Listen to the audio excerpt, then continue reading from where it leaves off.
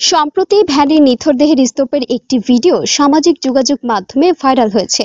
ভিডিওটি ছিল বৈষম্য বিরোধী ছাত্র আন্দোলনের সময় নিহত কয়েকজন ব্যক্তির, যাদের নাম পরিচয় এখনো জানা যায়নি। তবে ভিডিওটি ভাইরাল হবার পর ঘটনাটি কোথায় ঘটেছে তা নিয়ে প্রশ্ন দেখা দেয়। পরে ফ্যাক্ট চেক করে প্রতিষ্ঠান রিউমার স্ক্যানার জানায়, ভ্যানে নিথরদেহের স্তূপের ঘটনাটি আশুলিয়া থানা সংলগ্ন এলাকার।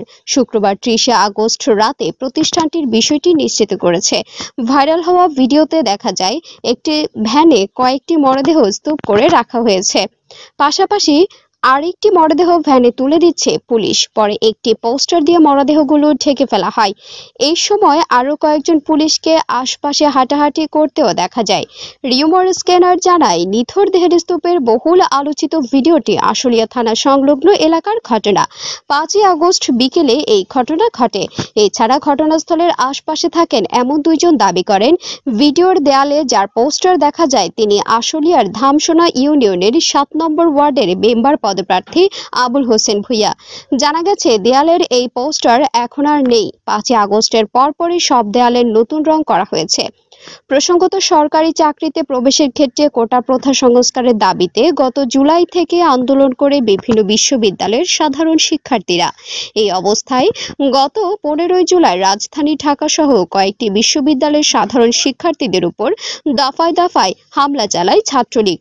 একই সঙ্গে শিক্ষার্থীদের আন্দোলন দমাতে গুলি চালায় পুলিশ।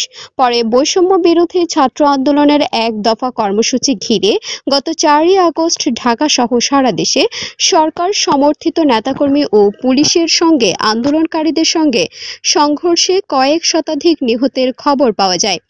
এই অবস্থায় গত 5 আগস্ট শেখ হাসিনা ক্ষমতা ছেড়ে দেশ ত্যাগ করে ভারত চলে যান। এরপর আওয়ামী লীগ এবং দলটির বিভিন্ন সহযোগী অঙ্গ সংগঠনের নেতাকর্মীরাও দেশ থেকে উঠে পড়ে লাগেন। পরবর্তীতে আইনশৃঙ্খলা বাহিনী নজরদারি বাড়ায়, কোনো ধরনের অপরাধী যেন দেশ থেকে পালাতে না পারে সেজন্য কঠোর হয়। এমনকি দেশের বিভিন্ন জায়গায় হত্যা, নির্যাতন, অনিয়ম ও দুর্নীতির ঘটনায় মামলা হতে থাকে। সেই সব মামলায় আওয়ামী লীগ এবং দলটির সহযোগী অঙ্গ সংগঠনের অনেক নেতাকর্মী, প্রশাসন সহ অনেককে আসামি করা হয়েছে।